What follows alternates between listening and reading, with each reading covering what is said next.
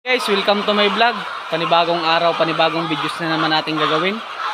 So for today's video guys, papakita ko sa inyo yung manok na hindi nangingitlog o yung lalaking manok. Tara, hanapin natin guys.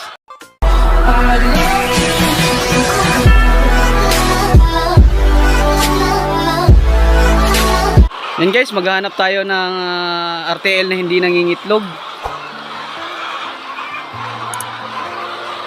So guys, may isa dito. Gantong itsura pala guys, yung manok na hindi nangingitlog, yung lalaking RTL na manok.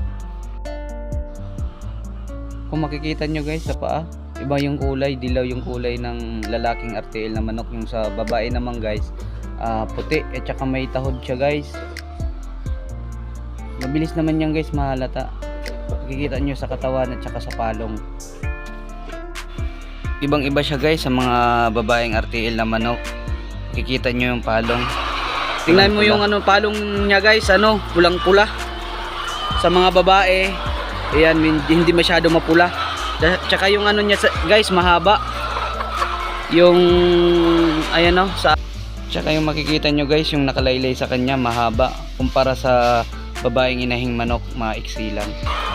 Yan, tatlo lang parati yung itlog dyan guys, kasi yung isa hindi nangingitlog. Ayan, kung makikita nyo yung tuka niya, kulay dilaw din.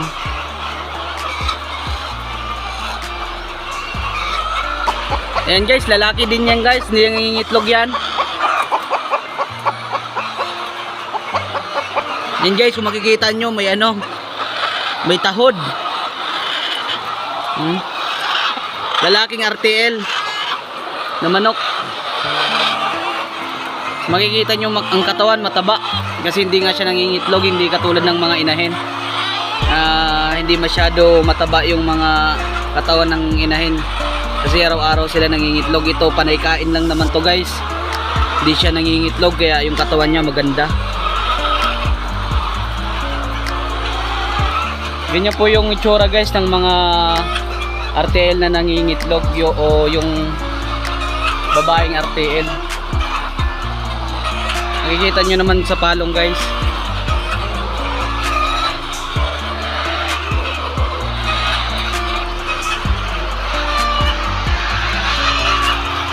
Itong RTL na manok guys, bata pa to, di pa to umabot ng taon.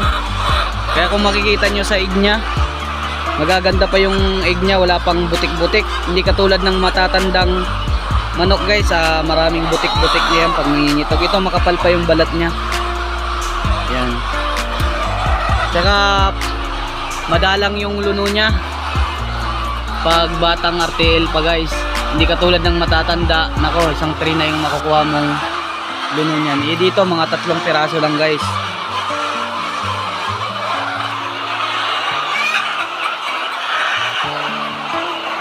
Ayan guys, ganyan yung itsura ng na RTL na nangingitlog.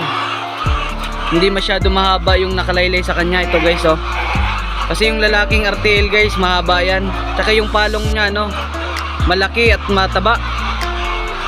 Mahalata na nyo agad yan guys kung lalaki ba siya o babae. Kasi yung lalaking RTL guys talagang hindi nangingitlog yun. Tuka ng tuka yun. Dagdag din yun sa patuka. Kumukonsumo din yun ng patuka guys kasi araw-araw din yung nanunuka pero hindi naman nangingitlog. Ayan guys, hanggang dito na lang yung video natin guys. Salamat sa panonood. Huwag nyo kalimutan mag-like and subscribe guys. Malaking tulong na rin yung sa akin guys.